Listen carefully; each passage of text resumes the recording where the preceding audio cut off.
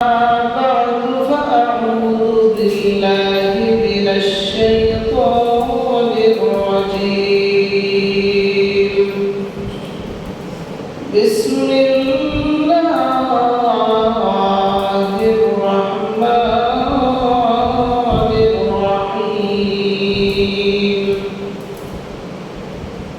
المال والبنون زينة الحياة الدنيا والباقيات الصالحات خير عند ربك ثوابا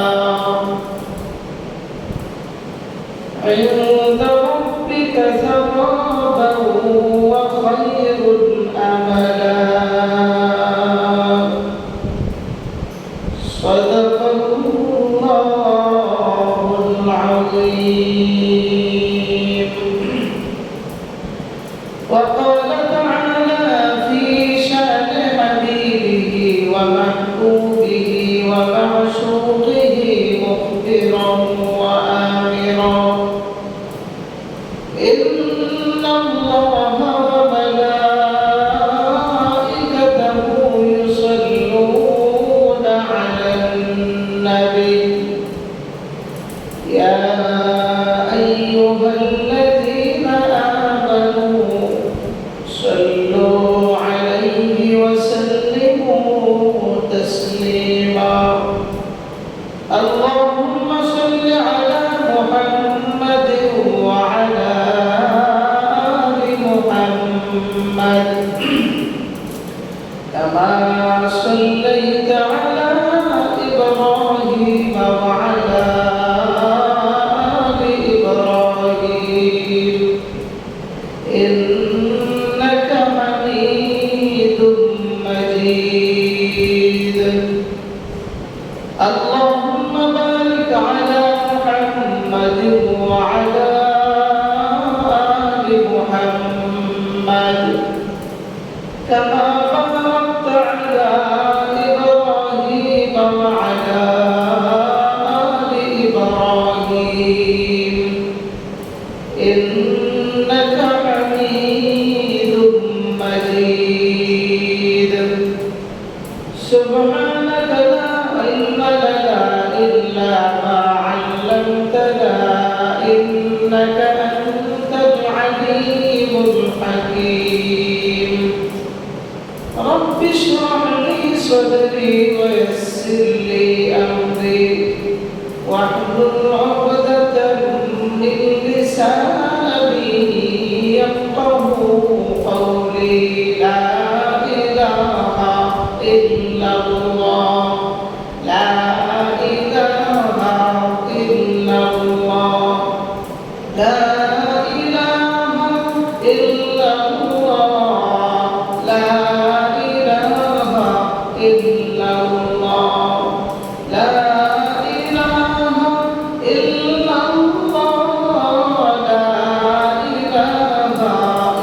الله لا إله إلا الله لا إله إلا الله لا إله إلا الله محمد رسول الله صلى الله عليه وسلم. الحمد لله আল্লাহ পাক রব্বুল আলামিনের দরবারে লাখ কোটি শুকর ও সুজুদ যে মহান দয়াময় রব্বুল আলামিন আপনাদেরকে বরকতময় মাস তথা শাওয়াল মাসে আল্লাহ পাক রব্বুল আলামিন জুমার নামাজ আদায় করার উদ্দেশ্যে আল্লাহ তাআলা বরকত মসজিদে আসা আল্লাহর কুদরতি কদমে সিজদা দেওয়া ও অসংখ্য অগণিত ফজিলত রহমত বরকত অর্জন করার তৌফিক দান করেছেন। এই জন্য ওই রব্বে কাবার দরবারে অন্তরের অন্তঃস্থল থেকে কালিমাতুশ শুকর আদায় করছি আলহামদুলিল্লাহ।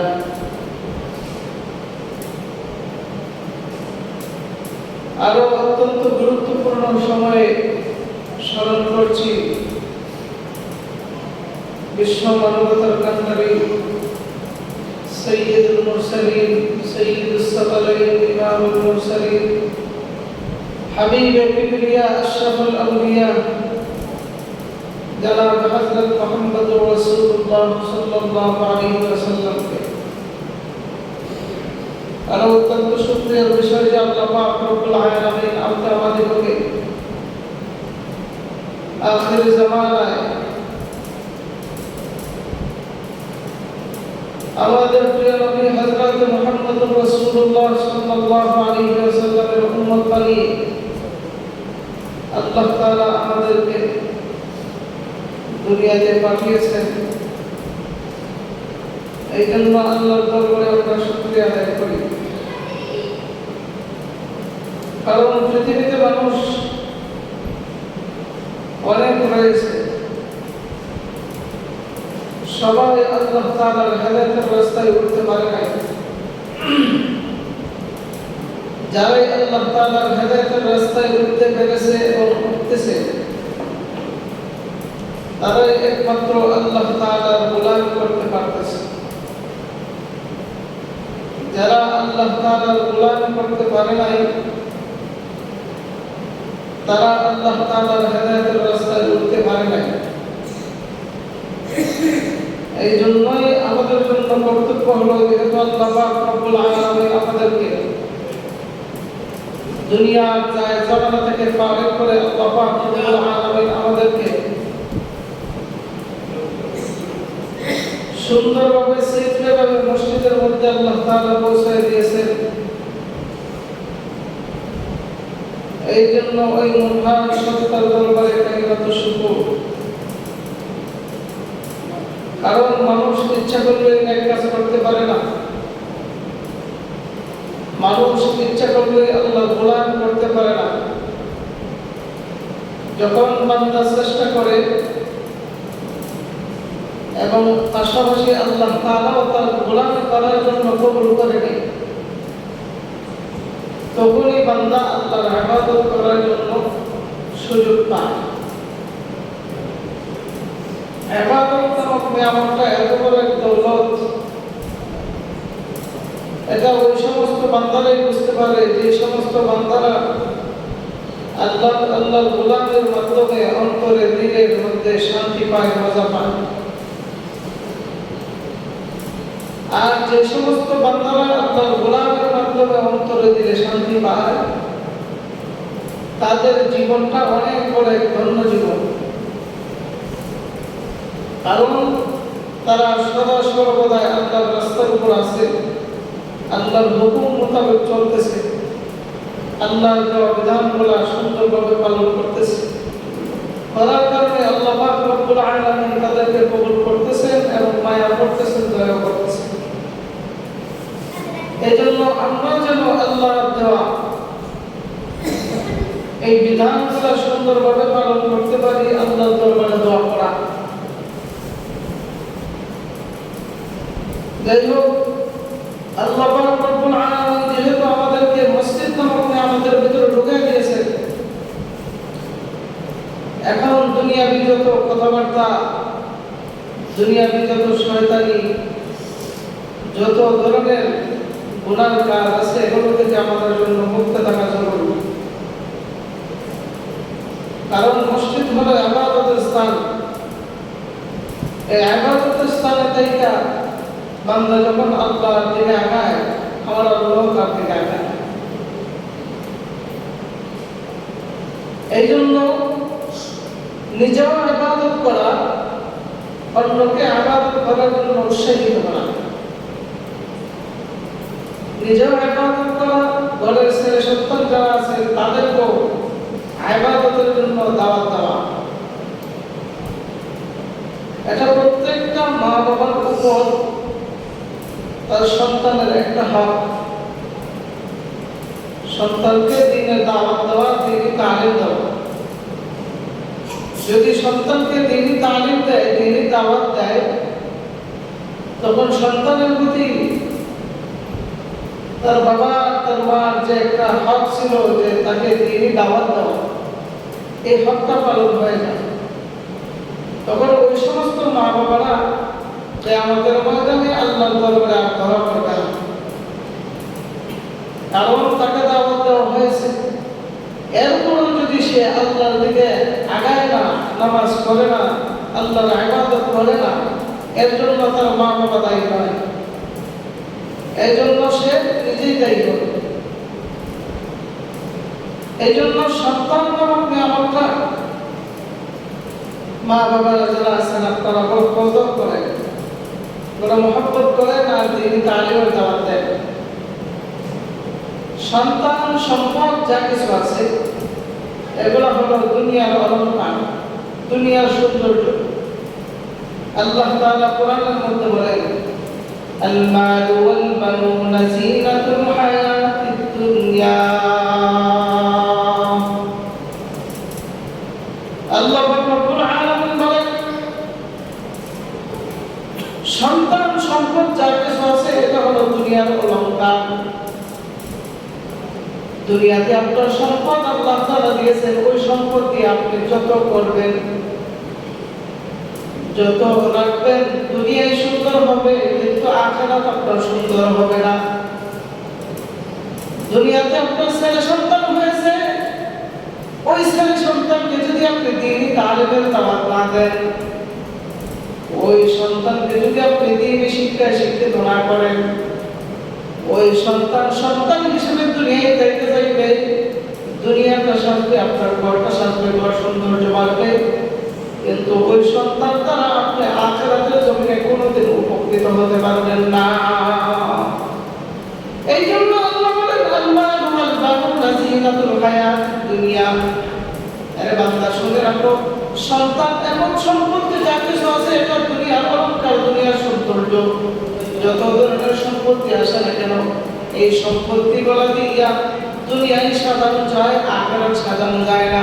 আখিরাত সাজানো যায় ওই সমস্ত সম্পত্তি দ্বারা, এই সমস্ত সম্পত্তি দ্বারা আল্লাহর রাস্তায় দান করা যায়।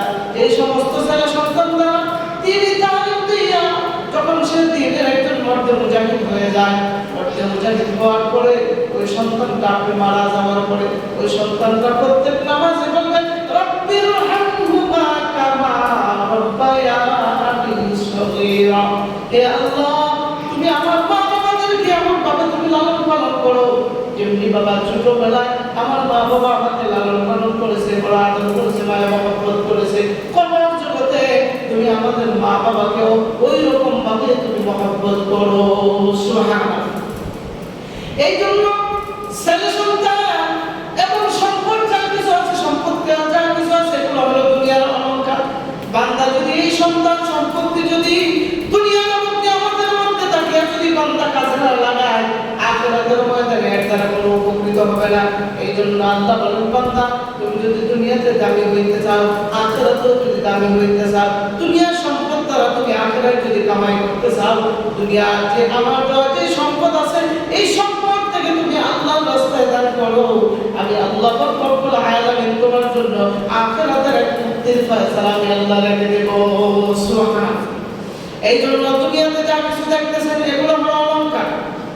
দুনিয়াটাকে আল্লাহ সাজাইছে বিভিন্ন ধরনের সয় সম্পত্তি দিয়ে, আমার প্রতি আল্লাহ দুনিয়াটাকে সাজাইছে এতগুলো সুন্দর, এতগুলো নিয়ামত যা কিছু দেখতেছেন এগুলো বান্দার উপকৃত হওয়ার জন্য আল্লাহ বানাইছেন। এরপরে আল্লাহ বলেন, বান্দা তোমার সন্তান সম্পত্তি যা আছে, সাবধান সাবধান সাবধান, এগুলোর পিছনে পড়িয়া আমি আল্লাহর ইবাদত, আমি আল্লাহর জিকির থেকে তোমরা মাহরুম হইও না। সুবহানাল্লাহ। তাহলে বোঝা গেল দুনিয়াতে সন্তান হইলে, সম্পত্তি হইলে এগুলোর পিছনে পড়িয়া মানুষ মাহরুম হয়ে যায়, আমার আল্লাহর ইবাদত থেকে মাহরুম হয়ে যায়। সন্তান সম্পত্তির পিছনে পড়িয়া, সম্পদের পিছনে পড়িয়া বান্দা হাজার হাজার হাজার হাজার ওয়াক্ত নামাজ কাজা করে দেয়, বান্দা সম্পদের পিছনে পড়িয়া হাজার জুমা কাজা করে দেয়, সম্পত্তির পিছনে পড়িয়া হাজার নামাজ কাজা করে দেয়, সম্পত্তির পিছনে পড়িয়া হাজার রোজা কাজা করে দেয়, সম্পত্তির পিছনে পড়িয়া আল্লাহর ইবাদত থেকে বঞ্চিত হয়ে যায়। এই জন্য আল্লাহ বলেন, বান্দা দুনিয়ার সম্পত্তির পিছনে পড়িয়া, তোমার আওলাদ, তোমার সন্তানের পিছনে পড়িয়া, তোমার সন্তানের মুখের মধ্যে পড়িয়া আমি আল্লাহকে তোমরা বলিয়া দিও না, আমি আল্লাহর ইবাদত থেকে মাহরুম হইও না, আমি আল্লাহর যাকাত থেকে জিকির থেকে মাহরুম হইও না। যদি জিকির থেকে মাহরুম হও তাহলে তোমরা অনেক ক্ষতিগ্রস্তের মধ্যে পড়ে যাবে। বলেন নাউযুবিল্লাহ। ক্ষতিগ্রস্তের মধ্যে তোমরা পড়ে যাবে। আল্লাহ তাআলা কোরআনের মধ্যে বলেন, ইয়া আইয়ুহাল্লাযীনা আমানু লা তুলহিকুম আমওয়ালুকুম ওয়ালা আওলাদুকুম আন যিকরিল্লাহ ওয়া মান ইয়াফআল যালিকা ফাউলাইকা হুমুল খাসিরুন। আল্লাহ রাব্বুল আলামিন বলেন, ইয়া আইয়ুহাল্লাযীনা আমানু, হে ঈমানদারগণ, লা তুলহিকুম আমওয়ালুকুম ওয়ালা আওলাদুকুম, তোমরা সন্তানের পিছনে পড়িয়া, সম্পত্তির পিছনে পড়িয়া, লা তুলহিকুম আমওয়ালুকুম ওয়ালা আওলাদুকুম আন যিকরিল্লাহ, আমি আল্লাহর জিকির থেকে তোমরা মাহরুম হইও না, আমি আল্লাহর ইবাদত থেকে তোমরা মাহরুম হইও না, আমি আল্লাহর তাওহীদ থেকে মাহরুম হইও না। যদি তুমি মাহরুম হয়ে যাও, ওয়া মান ইয়াফআল যালিকা ফাউলাইকা হুমুল খাসিরুন, আমি আল্লাহ তোমাদেরকে অনেক বড় ক্ষতিগ্রস্তের মধ্যে ফেলা দেব। বলেন নাউযুবিল্লাহ। তাহলে সন্তান সম্পত্তি হওয়া দুনিয়ার মধ্যে এটা দূষণীয় না। সন্তান হওয়া, সম্পত্তি হওয়া এটা দূষণীয় না। ওই সময় দূষণীয় হয় যখন আপনার আল্লাহর এই নিয়ামত দাতা সম্পদ, এই সম্পদের পিছনে পড়িয়া যখন আল্লাহর দরবার থেকে মাহরুম হয়ে যায়, তখন ওই সম্পত্তিগুলো আপনার জন্য দোষধর হয়ে যায়। ওই সম্পত্তিগুলো আসরের ময়দানে সাপে রূপান্তরিত হবে। বলেন নাউযুবিল্লাহ। সাপে রূপান্তরিত হয়ে আপনাকে আঘাত করতে থাকবে, মালে আঘাত করতে থাকবে, সাপ বানাই দিবেন না। সন্তানকে যদি আপনি ভালো তালিম দেন তাহলে আপনি দূষণীয় না। সন্তানকে যদি আপনি ভালো তালিম দেন না, আপনার তালিম না পায় সে যদি খারাপ রাস্তায় চলে যায়, তাহলে এর কারণে আপনি মা বাবা আপনি দায়ী। আর যদি সন্তানকে দিনের দাওয়াত দেন, বাবা ওই রাস্তা ভালো না, ওই রাস্তা থেকে সরে আসে, সন্তান যদি আপনাকে মারামারি করে আসরের ময়দানে, এর কারণে আপনি দায়ী নয়, সন্তানকে আল্লাহ শাস্তি দিবে। নাউযুবিল্লাহ। এই জন্য প্রত্যেকটা বাবা মার উপর কর্তব্য হলো তার ছেলে সন্তানকে দ্বীনি তালিম দেওয়া। কোন বান্দা যদি আল্লাহর ইবাদত করে, আল্লাহ তাআলা অনেক আয়াতের মধ্যে বলেন, যেই বান্দা আল্লাহর ইবাদতের মাধ্যমে তার জিন্দেগিটাকে সাজায়, যেই বান্দা তার ইবাদতের মাধ্যমে আল্লাহ দেওয়া মালের মাধ্যমে যেই বান্দা আল্লাহ দেওয়া মালের মাধ্যমে তার জিন্দেগিটাকে সাজায়, তার জীবনের সুখের কোনো শেষ নাই। আল্লাহ তাআলা বলেন, আল্লাযীনা ইয়াবখালুনা ওয়া ইয়া'মুরুনা আন-নাসা বিল বুখলি ওয়া ইয়াকতুমুনা মা আতাহুমুল্লাহু মিন ফাদলি। আল্লাহ বলেন, ওই সমস্ত লোক যারা আমার আল্লাহর দেওয়া এই দান, আমার আল্লাহর দেওয়া সম্পত্তি থেকে যারা কৃপণতা করে এবং অন্যকে কৃপণতা করতে দাওয়াত দেয়, আল্লাহ তাআলা বলেন, যে মাল নিয়ে বান্দা কৃপণতা করে অথচ ওই মালগুলো আমি আল্লাহর দেওয়া। বলেন সুবহানাল্লাহ। মানুষকে সব সম্পত্তির মালিক বানাই নেয়, আর যারা বলেন সম্পত্তি আমার আল্লাহ দেয়, কিন্তু ওই সম্পত্তি ভাইয়া বান্দা কৃপণতা করে, অথচ আল্লাহ তাআলা বলেন, যে সম্পত্তি দিয়ে বান্দা কৃপণতা করে ওই সম্পত্তি আমি আল্লাহর দেওয়া, আমি আল্লাহর দেওয়া সম্পত্তি থেকে বান্দা কৃপণতা করে, আমার আল্লাহ বলেন, যে সমস্ত বান্দারা কৃপণতা করে আবার অন্যকে কৃপণতা করার জন্য দাওয়াত দেয়, আমি আল্লাহ তাদেরকে কখনো ভালোবাসি না। নাউযুবিল্লাহ।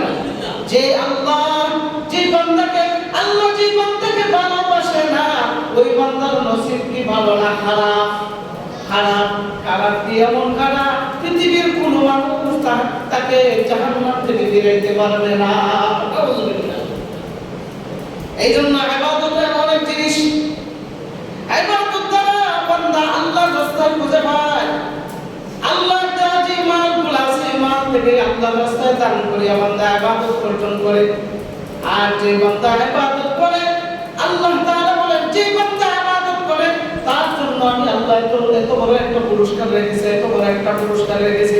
আল্লাহ বলেন, ইন্নাল্লাযীনা আমানু ওয়া আমিলুস সালিহাতি কানাত লাহুম জান্নাতুল ফিরদাউসি নুজুলা। সুবহানাল্লাহ। আল্লাহ তাআলা বলেন, ইন্নাল্লাযীনা আমানু ওয়া আমিলুস সালিহাত, যারা নেক আমল করে এবং ঈমান আনে, ওয়া আমিলুস সালিহাতি কানাত লাহুম জান্নাতুল ফিরদাউসি নুজুলা, জান্নাত হলো 8টা। এই 8টা জান্নাতের মধ্যে সবচেয়ে বড় জান্নাত যেটা, ওই জান্নাতের নাম হলো জান্নাতুল ফিরদাউস। সুবহানাল্লাহ। আল্লাহ বলেন কোন বান্দা যদি ঈমান আনে, ঈমান আনিয়ে যদি নেক আমল করে, আমলে সালেহ নেক আমল করে, আল্লাহ তাআলা বলেন কানাত লাহুম জান্নাতুল ফিরদাউস নুজুলা। আল্লাহ তাআলা বলেন ওই বান্দাকে উপহার স্বরূপ আমি আল্লাহ জান্নাতুল ফিরদাউস দান করব। সুবহানাল্লাহ। কতদিন থাকবে? কতদিন থাকবে? আল্লাহ বলেন খালিদিনা ফিহা লা ইয়াবগুনা আনহা হিওয়ালা। ওই জান্নাতের মধ্যে বান্দা স্থায়ী হয়ে যাবে।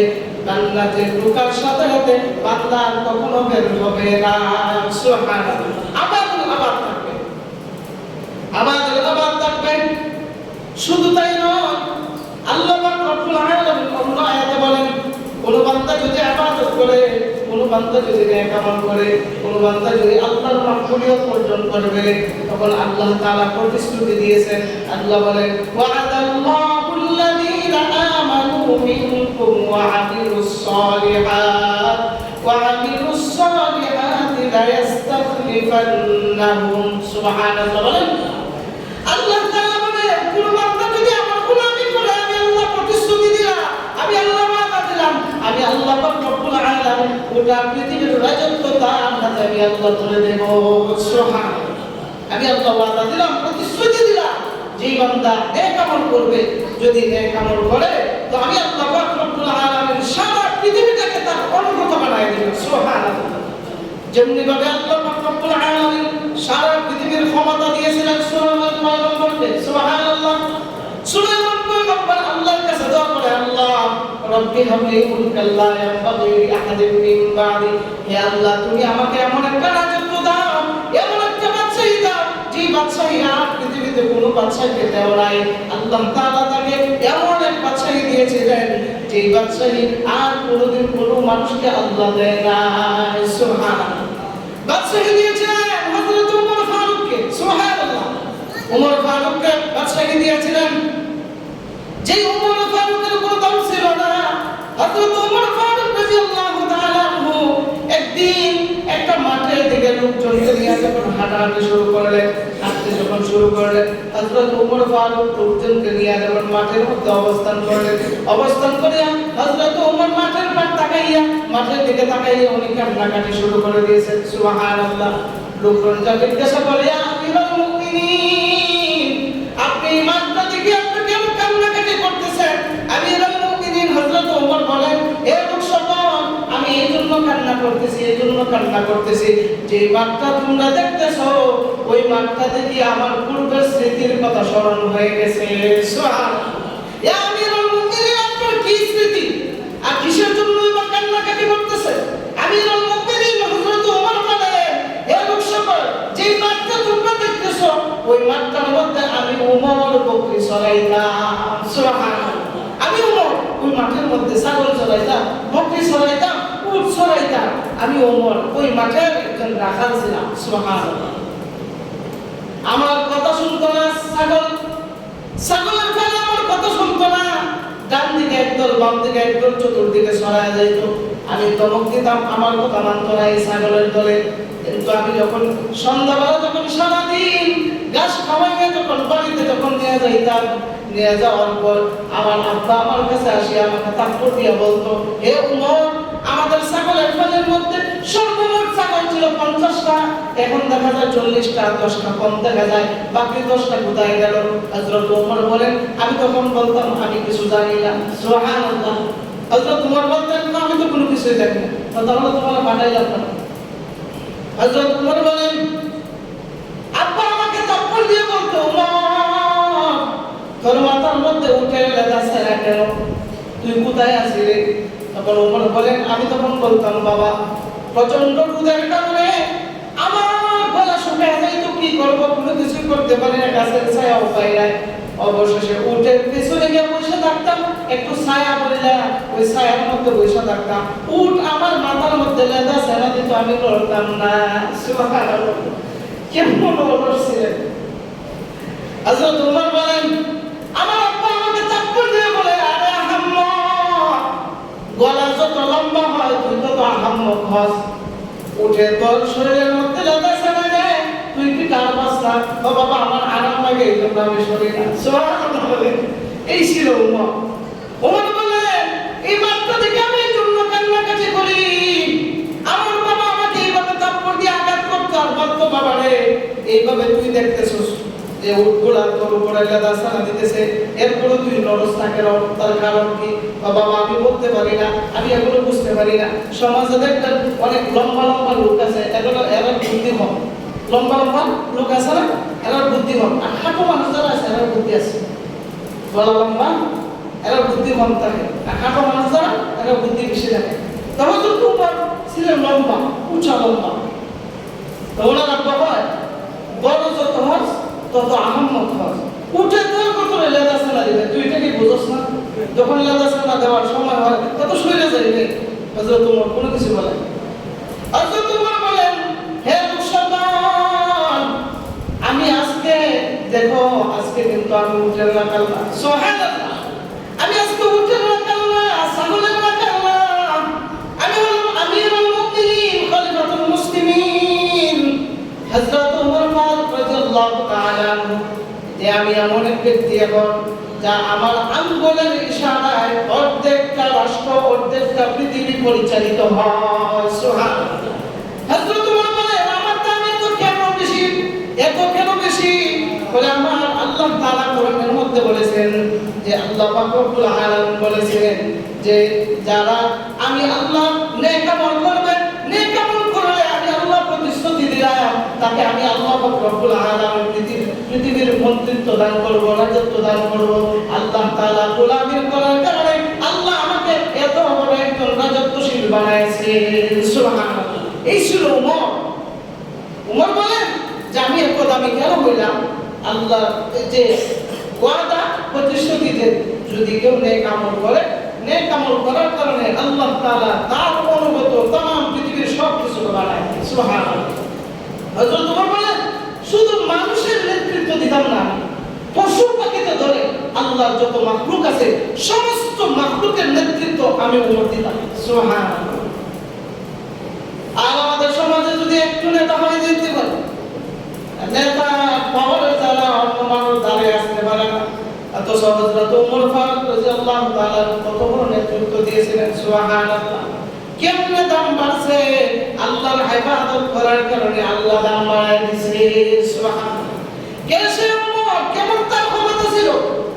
হযরত ওমর ফারুক রাদিয়াল্লাহু তাআলা একদিন মদিনাতুল মুনাওয়ারার মধ্যে উনি নামাজরত অবস্থায় ছিলেন, নামাজে উনি সিজদা করতেছেন, সিজদারত অবস্থায় ছিলেন। এমনি হঠাৎ করে মদিনার মধ্যে ভূমিকম্প শুরু হয়েছে। সুবহানাল্লাহ। ভূমিকম্প শুরু হয়েছে। ভূমিকম্প আমাদের সমাজে হয় কি হয় না? ভূমিকম্প হলে কেউ কি আর ঘরে থাকে না বাইরে চলে যায়? বাইরে চলে যায়, ঘরে ছুটে।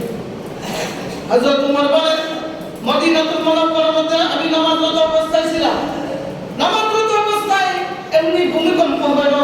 আমি নামাজ শেষ করে আর কি করলেন? হযরত ওমর মাটির মধ্যে আঘাত করলেন। সুবহানাল্লাহ। আঘাত করে বলতেছেন হে মাটি, তোর তো সাহস কম না, তোর এত বড় সাহস কি করে হলো?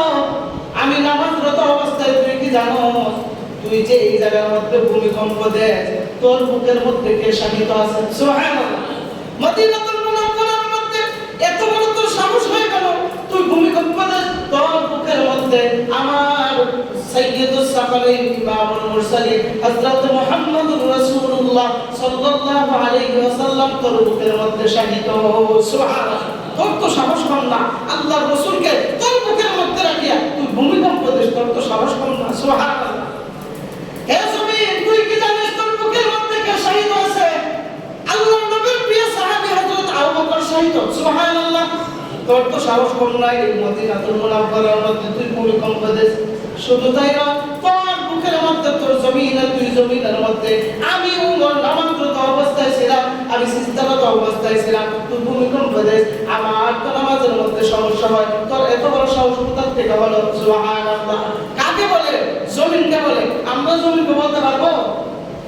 কেমন ক্ষমতা আল্লাহ দিয়েছিলেন? যখন এইভাবে জমিনকে বলে এ জমিন তোর তো সাহস কম না, কেন তুই লড়া দিলি? আরে তোকে তো আল্লাহ তাআলা আমাকে বানাইছেন, তোকে তোকে বানাইছেন আমি বান্দাদের খেদমতের জন্য। আল্লাহ তাআলা কোরআনের মধ্যে বলেছেন আল্লাযী জাআলা লাকুমুল আরদা ফিরাশা, জমিনটাকে তোমাদের জন্য বিছানা বানায় দিলাম। সুবহানাল্লাহ, জমিনটাকে তোমাদের জন্য বিছানা বানায় দিলাম। অন্য আয়াতে আল্লাহ বলেন আল্লাযী জাআলা লাকুমুল আরদা যালুলান ফামশু ফি মানাকিবিহা। আল্লাহ তাআলা ওই পেয়ারা বান্দা হযরত ওমর বলেন হে জমিন, আল্লাহ তাআলা তোর বুকের মধ্যে আমাকে দিয়েছে, তোকে সওয়াল তোর পিঠের মধ্যে আল্লাহ তাআলা আমাকে সওয়াল করাইছে, তুই নিয়ে বহন করবি। আমি জমিনের মধ্যে থাকিয়া যাই কিছু করুক না কেন তুই কোনোদিন জবান খুলতে পারবে না। সুবহানাল্লাহ। জমিনের মধ্যে আমরা গুনাহ করি কি করি না? জমিনের মধ্যে আমরা গুনাহ করিনি, নেক কাজ করিনি, কোনোদিন জমিনে বলিনি হ্যাঁ তুমি গুনাহ কাজ করলা কেন, কোনোদিন জমিনে বলিনি। হ্যাঁ বলে না, কিন্তু একদিন বলবে সুবহানাল্লাহ। কোন দিন? কিয়ামতের ময়দানে আল্লাহ পাক রব্বুল আলামিন এই বিশাল জমিনের আল্লাহ তাআলা জবান খুলে দেবে। সুবহানাল্লাহ। আল্লাহ তাআলা কোরআনের মধ্যে বলেন ওয়া ক্বালাল ইনসানু মা লাহা ইয়াওমাইযিন তুহাদ্দিথু আখবারাহা বিআন্না রাব্বাকা আওহা লাহা। সুবহানাল্লাহ। আল্লাহ তাআলা বলেন জমিন ওই দিন জবান খুলবে, ওই দিন আমি আল্লাহ জবান খুলে দেব। জমিন ওই দিন আল্লাহর কাছে বলবে, আল্লাহর কাছে তার যত বৃত্তান্ত আছে, তার যত জমা যা কিছু আছে সব কথাগুলো আল্লাহর দরবারে বলে দেবে। আর বলবে আল্লাহ আমি জমিনের মধ্যে থাকিয়া তোমার এই বান্দা ওই জায়গার মধ্যে গুনাহ করেছে, আমি জমিনের মধ্যে থাকিয়া ওই ঘরের মধ্যে ওই গুনাহ করেছে, আমি জমিনের মধ্যে থাকিয়া ওই বান্দা আত্মসাৎ করেছে, আমি জমিনের মধ্যে থাকিয়া ওই বাড়ির মধ্যে লুটপাট করেছে। হে আল্লাহ আমি জমিন সব কিছু বানিয়ে দিলাম, আমি জমিনের মধ্যে থাকিয়া তোমার বান্দা এগুলো কেন করলো, এর বিচার তাড়াতাড়ি আপনি শুরু করে দেন। সুবহানাল্লাহ।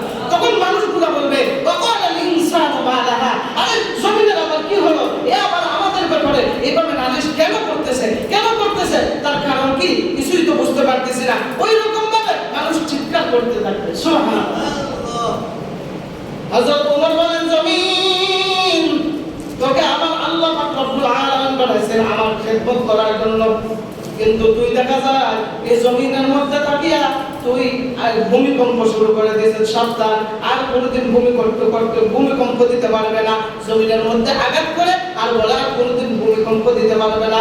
ওই দিন যেই দিন হযরত ওমর বলেছিলেন আজকে থেকে আপনাকে জিন্দেগিতে আর কোনোদিন ভূমিকম্প দিতে পারবে না, আল্লাহ তাআলা তার দোয়াকে এমন ভাবে কবুল করেছেন আজও পর্যন্ত মদিনাতে কখনো ভূমিকম্প হয় না। সুবহানাল্লাহ। হ্যাঁ, এটা কি বলা হয় এত পাওয়ারফুল আল্লাহ বানায় দিয়েছিলেন, এত পাওয়ারফুল আল্লাহ বানায় দিয়েছেন। নীল নদীর মধ্যে পানি আসে না, পানি ছেড়ে দেয়। তখন তার কাছে গিয়ে বলল হে উমর নীল নদী তো পানি দেয় না, কি করবো? হযরত উমর বলেন তাই নাকি? বলে হ্যাঁ। বলে নীল নদের কাছে আমি উমরের পক্ষ থেকে একটা চিঠি পাঠাও। সুবহানাল্লাহ। কার কাছে? নদীর কাছে, নীল নদের কাছে আমি উমরের কাছ থেকে একটা চিঠি পাঠাও। গিয়ে বলল হে আমি উমর বলছি, হে নীল নদী এখন থেকে তুমি পানি দেওয়া শুরু করবা, আর কোনোদিন করবা না, আর যদি পানি না দাও তোমাকে বরফ করে দেওয়া হবে। সুবহানাল্লাহ। কতটুকু ঈমান চেতনা থাকলে এই কথা বলতে পারে একজন ছাগলকে? একটা পুকুরে গিয়ে আমরা বলি তো তাড়াতাড়ি মানে জীবনের উপরই তাদের ঈমানি চেতনা এত বেশি ছিল।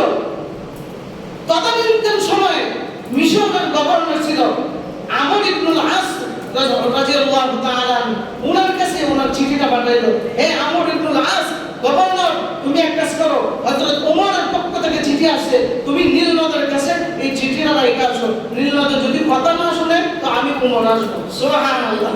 হযরত আমর ইবনুল আস এই চিঠি পাইয়া একবার হাসে আর একবার ওই কি কইলো রে, আসলে সাগরের কাছে কিভাবে চিঠি পাঠায়? না আমিরুল মুমিনিন তো বলেছেন অবশ্যই দিতে হবে, না হয় করা হয়। ওনার রাগ বেশি কোন সময় কোন কিছু কইলে বলায়। আমিরুল মুমিনিনের অর্ডার পাইয়া আমর ইবনুল আস রাদিয়াল্লাহু তাআলা উনি এই চিঠিটা নিয়ে যখন নীল নদের কাছে গেছে, নীল নদের পাড়ের মধ্যে রাখার পর ওনার সাথে লোকজন গেছে যে উমর যে পাঠাইছে চিঠি, দেখি তো কি হয়। ওনারা তো বিশ্বাস করবে না, হয় এমন আজব ঘটনা তার জীবনে দেখি নাই যে নদীর কাছে আবার চিঠি পাঠা। সুবহানাল্লাহ। লোকজন সবাই দৌড়ে গেছে যে আমর ইবনুল আসের সাথে। আমর ইবনুল আস ওই চিঠিটা পানে রাখতে দেরি হয়েছে, ওই নীল নদের মধ্যে পানি উঠতে দেরি হয় না। সুবহানাল্লাহ। আল্লাহু আকবার। পানিটা রাখতে দেরি হয়েছে, পানি উঠতে দেরি হয় না। এখন দেখা যায় আমর ইবনুল আস বাড়ির দিকে দৌড়তেছে, পানিও তার পিছে দৌড়ে। সুবহানাল্লাহ। এই ছিল হযরত উমর, যার পাওয়ারে আল্লাহ তাআলার সাথে সাথে সব কিছু আল্লাহ দিয়ে দিতেন। সুবহানাল্লাহ। এই ছিল তাদের ক্ষমতা। কেন, কিভাবে পাইছে? আল্লাহর ইবাদত করার কারণে। আল্লাহ প্রতিশ্রুতি দিয়েছেন, সারা পৃথিবীকে আমি আল্লাহ তোমার অনুগত বানায় দেব। হযরত উমররা ওই রকম ভাবে ইবাদত করেছে, আল্লাহ তাআলা সারা পৃথিবীর সমস্ত মাখলুককে তার অনুগত করে দিয়েছেন। সুবহানাল্লাহ। এটা আল্লাহ প্রদত্ত পাওয়া, আল্লাহর কাছ থেকে পাওয়া। যে বান্দা আল্লাহর কাছ থেকে যা পায়, যা কিছু পায়, এটা আল্লাহর পক্ষ থেকে পায়, এর বেশি আশা করিও না। আল্লাহ যাকে যেটা যে সময় দেয়, এটা আল্লাহ বুঝাই দেয়। একজন মানুষকে যদি আল্লাহ বিমার দেয়, এটা আল্লাহ বুঝাই দেয়। একজন মানুষকে আল্লাহ সুখে রাখে, এটা আল্লাহ বুঝাই সুখে রাখে। আপনার টাকা আপনাকে সুখ দেয় না, আপনার ছেলে সন্তান আপনাকে সুখ দেয় না, স্বয়ং আল্লাহর পক্ষ থেকে আপনার সুখের দরকার আসে। সুবহানাল্লাহ। স্বয়ং আল্লাহর পক্ষ থেকে আসে। নিজে ইচ্ছা করে কোনো কিছু করতে পারবেন না, লইতেও পারবেন না। আল্লামা জালালউদ্দিন রুমি রাহমাতুল্লাহি আলাইহি ওনার কিতাবের মধ্যে লেখেন, এক আল্লাহর বান্দা এক আল্লাহর ওলির কাছে গেছে। এক আল্লাহর ওলির কাছে গিয়ে বলতেছে, হে আল্লাহর ওলি, আপনার তো কাশফ জিন্দা, আপনি তো কাশফের ওলি, আপনার কাশফের মাধ্যমে আল্লাহর সাথে সম্পর্ক হয়। হে আল্লাহর ওলি, আমার বড় শখ পশু পাখির ভাষা বোঝার ক্ষেত্রে আমাকে একটু ভাষা শিখিয়ে দেবেন। আল্লাহর ওলি বলেন, ও আল্লাহর বান্দা, তুমি আসছো পশু পাখির ভাষা বোঝার জন্য, এটা তোমার জন্য অনেক বড় একটা ক্ষতিগ্রস্তের কাতার হবে। তুমি পশু পাখির ভাষা বোঝার দরকার নাই, যদি বুঝো তাহলে তোমার উপর অনেক বড় একটা বিপদ আসবে। অথচ আল্লাহ কাউকে বলেন নাই পশু পাখির ভাষা শিখো। আল্লাহ কি কাউকে বলছে পশু পাখির ভাষা শিখো? না, আল্লাহ তুমি ইবাদত করো, তুমি যেটা আমি আল্লাহ দিয়েছি ওইটা নিয়ে চিন্তা করো, তুমি পশু পাখির ভাষা কেন শিখো? তো আল্লাহর ওলি বললেন যে তুমি এটার দিকে আগায় না, তুমি এটা যদি আগাও তুমি এটা বরদাস্ত করতে পারবে না। কারণ আমি কাশফের ওলি, কাশফের মাধ্যমে আল্লাহর সঙ্গে কথা বলি, আমি আল্লাহ তাআলা, আল্লাহ প্রদত্ত আমাকে এটা বুঝা আল্লাহ দেয়া দিয়েছে। তোমাকে যদি দেই তাহলে এটার দ্বারা তুমি ক্ষতিগ্রস্ত হবে। তখন ওই বান্দা বুঝে না, বলে আল্লাহর ওলি দেন না, একটু দেখি। আল্লাহু আকবার। নেক তাওয়াজ্জুর মাধ্যমে, কাশফের মাধ্যমে ওই বান্দাকে যখন আল্লাহ পাক রব্বুল আলামিনের ওই পিয়ারা বান্দা আল্লাহর ওলি কাশফের মাধ্যমে ওনার নেক তাওয়াজ্জুর মাধ্যমে যখন পশু পাখি ভাষা বুঝার যখন ক্ষমতা দিয়ে দিয়েছেন, যাও তুমি বলে তো চলে যাও, এখন সব পশু পাখির কথা বুঝবা। সুবহানাল্লাহ। জালালউদ্দিন রুমি বলেন, ওই আল্লাহর ওলি কথা বলার সাথে সাথে ওই আল্লাহর বান্দা বাড়িতে দৌড় দিয়েছে। বাড়িতে দৌড় দিয়ে গিয়ে যখন খানাতে বসছে, খানাতে বসার সাথে সাথে কয়েকটা রুটি তার পেটের মধ্যে নিয়ে খানাতে বসছে। ওই খানাতে গিয়া বাড়িতে যত কুকুর আছে কয়েকটা কুকুর তার সামনে এসে বসে গেছে। বসে যাওয়ার সাথে সাথে তখন উনি মনে করলেন যে আমি তো পশু পাখির ভাষা বুঝি, এক কাজ করি, তাদেরকে একটু খাবার দেই আর দেখি তারা কি বলে। সুবহানাল্লাহ বলবেন না? ওই আল্লাহর ওলি ওই মুরিদ তার পেট থেকে যখন রুটি দিল কুকুরদেরকে দেওয়ার পর সব কুকুর রাখাইলো, একটা কুকুর গাউরমি করে আরেকটা কুকুরের খানা খাই ফেলাইছে। তখন ওই কুকুরে বলতেছে, ভাই তুমি আমার খানা কেন খাইলা, তুমি আমার খানা কেন খাইলা, এই জুলুম আমার উপর করলো কেন? তখন বলতেছে, শুনো, তুই চিন্তা করিস না, আগামী কয়েকদিন পরে এই যে মালিকের রুটি আমরা খাইছি, এই মালিকের গরু মারা যাবে। ওই মালিকের কি মারা যাবে? গরু মারা যাবে।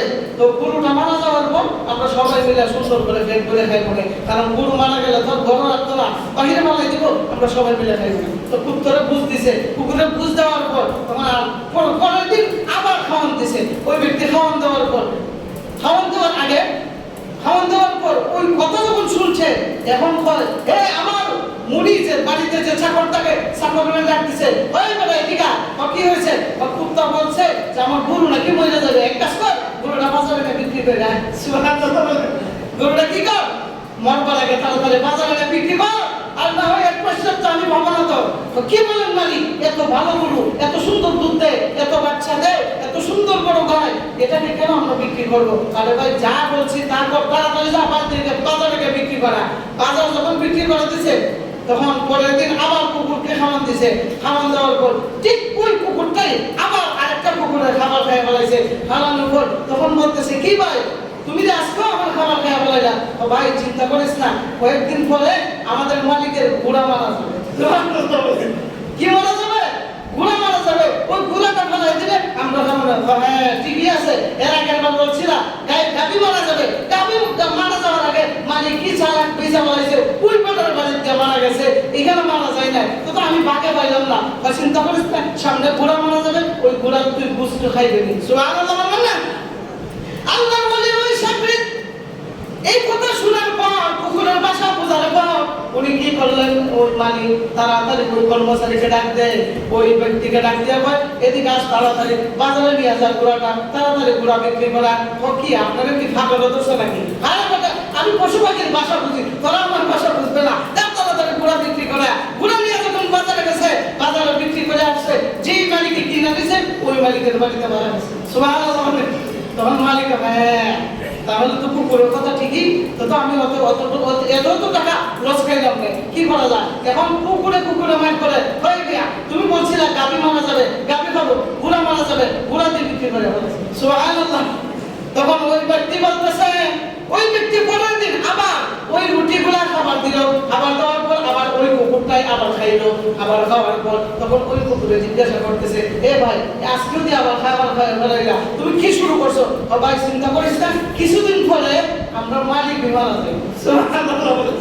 এখন বলেন তো এই মালিকের এই কথা শুনিয়া তার ভিতরে কি শান্তি না পেরেশান? আর কথা বলেন শান্তি না পেরেশান? এতদিন কইছে গুরু মারা যাইব, গুড়া মারা যাইব, এখন আমি বেশি করে যাবো, এখন আমি খাবো। ওই মালিকের কথা বলার পর কুকুরের বাসা বোঝার পর এখন তিনি পেরেশান হয়ে গেছে, এখন আমি খাতারে বিক্রি করবো বা আমার স্যার কিভাবে বাঁচাইব? কুকুরে হয় গুড়া জানি মারা গেলে আমরা খাইলাম, একটা সুযোগ আছে, গাবি মারা গেলে আমরা খাইলাম, একটা সুযোগ আছে, মালিক যদি মারা যায় তাহলে আমরা কি ব্যাপার পাইব না? মালিক যখন মারা যাইব তখন দেখবে না মৃত্যুর খাবার মানুষ কিছু করে না, বিশাল অনুষ্ঠান করে, অনুষ্ঠানের সময় গরু জবাই করবে, বিভিন্ন আইটেম আনবে, ওই আইটেম আমরা ভাইয়া বের করবো, কি পুরস্কার দিচ্ছে। সুবহানাল্লাহ। তখন মালিক কি করবে?